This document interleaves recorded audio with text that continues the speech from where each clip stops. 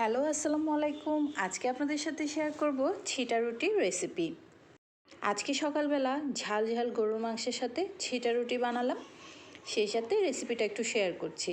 আমি আসলে পারফেক্ট কোনো রেসিপি কিনা জানি না, তবে ইউটিউব চ্যানেল, ফেসবুকে কয়েকটা রেসিপি একটু রিসার্চ করে আমি এই রেসিপিটা নিজের মতো করে আপনাদের সাথে শেয়ার করছি।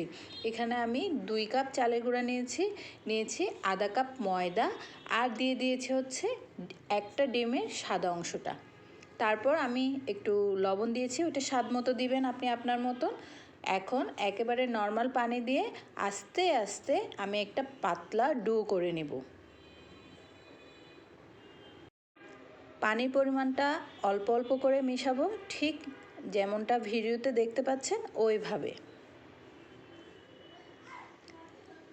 একেবারে পাতলা একটা সুন্দর স্মুথ একটা ডো তৈরি করতে হবে। এটা আপনি কোনো হ্যান্ড উইস্কের সাথেও করতে পারেন, আবার হাতের সাহায্যেও করতে পারেন। আমি হাত দিয়ে, আমার কাছে কেন জানি মনে হয় হাত দিয়ে হচ্ছে এই টাইপের ডো বা ব্যাটার তৈরিতে একটু পারফেক্ট হয় আর কি, মানে আমার হাতের সাহায্যে করলে বেটার মনে হয়। এখন আমি এই যে প্লাস্টিকের এই বোতলটার মধ্যে ডো ভরে নিলাম। এখন গরম তাওয়ায় এভাবে জালির মতো করে ছিটা রুটির একটা শেপ দিয়ে দিয়েছি।